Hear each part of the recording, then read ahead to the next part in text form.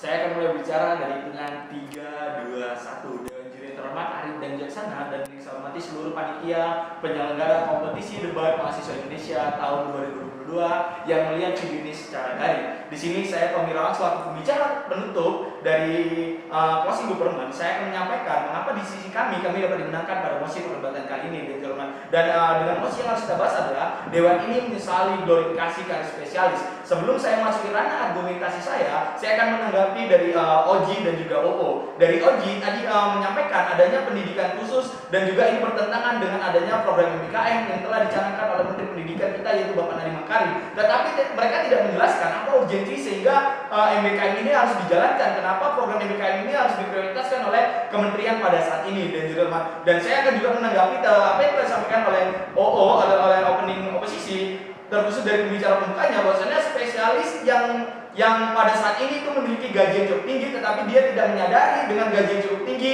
para spesialis itu juga harus membayar biaya yang cukup mahal untuk menempuh jenjang kuliahnya dan juri terhormat. Saya akan menyampaikan tanggapan saya terhadap Oji dan juga O dan sehingga mengapa kami dapat dimenangkan pada mosi perdebatan kali ini sehingga kami dapat kenapa di sisi kami lebih diunggulkan dari Jerman. Di sisi kami akan menjelaskan urgensi apa sehingga program MBKM ini harus dijalankan dan mengapa kami menyesali adanya glorifikasi karya spesialis dan ini cukup bertentangan di Jerman dengan program MBKM karena di program MBKM ini mahasiswa dituntut untuk memiliki kemampuan yang tidak hanya terkhusus dalam bidang studinya tetapi dengan kemampuan yang cukup luas. Dengan analogi yang disampaikan oleh Bapak Menteri, ketika mahasiswa berenang dalam satu tempat, bagaimana mungkin ketika mahasiswa itu dilepas untuk di lautan yang cukup luas? Dan kami sepakat dengan adanya analogi yang disampaikan oleh Bapak Menteri Nadiem Makarim, kami akan secara lugas dan mantap kami akan menentang adanya glorifikasi karya spesialis. Kenapa? Ketika adanya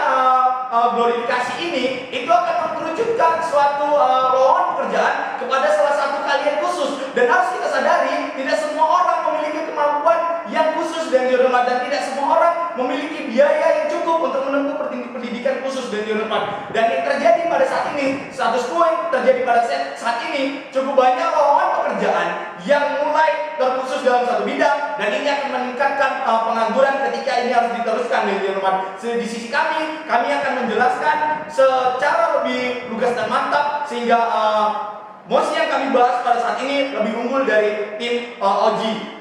Kami akan menyampaikan bahwasanya kesempatan yang disampaikan oleh Oji tadi dari tim penutup, pembicara penutup dari opening government menyampaikan bahwasanya ini akan berdampak terhadap standar lowongan pekerjaan dan mereka tidak menyampaikan apa dampak yang cukup signifikan. Dampak yang di sini kami akan menjelaskan terkait apa saja dampak yang terjadi ketika adanya glorifikasi spesialis ini itu sendiri. Dampak yang cukup fatal adalah kita memaksa seseorang untuk terjun dalam satu bidang dan hanya menyukai satu bidang. Itu yang berdampak dan kita harus mengetahui semua manusia memiliki keahliannya masing-masing dan kami sepakat dengan adanya glorifikasi ini akan menutup mereka yang memiliki karir generalis atau yang memiliki kemampuan di segala bidang yang dihormat. Dan poin pentingnya ketika kita menerapkan glorifikasi karir spesialis ini juga itu sangat memerlukan biaya yang cukup tinggi sehingga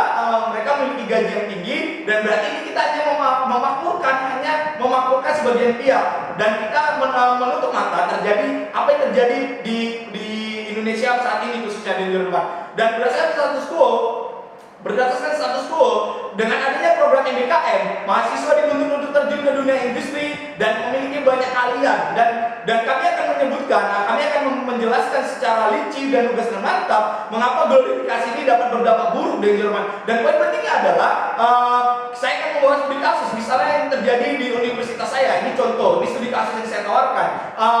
Program studi pertanian misalnya, program studi pertanian itu memiliki ruang lingkup kerja yang cukup luas, tetapi terjadinya suatu glorifikasi atau peruntutan ataupun suatu perubahan di mana yang ada di program studi yang ada di kampus kami itu adalah agroteknologi, tetapi dengan luarannya itu sarjana pertanian dan dia memiliki ruang kerja yang cukup luas. Tapi ketika dia nanti menjadi sarjana agroteknologi, berarti dia hanya spesialis agroteknologi dan itu hanya memiliki presentasi kerja yang cukup minim minim dan teman. Tetapi ketika kita tetap menggunakan sarjana pertanian, itu akan memiliki dampak yang cukup luas di ruangan pekerjaan.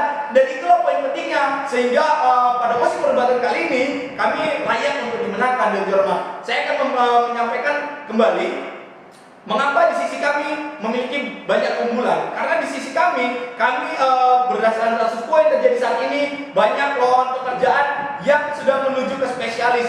Contohnya misalnya ahli komunikasi, spesialis dianya untuk teknisi dan lain sebagainya. Dan ini tidak cocok untuk diterapkan di Indonesia itu sendiri.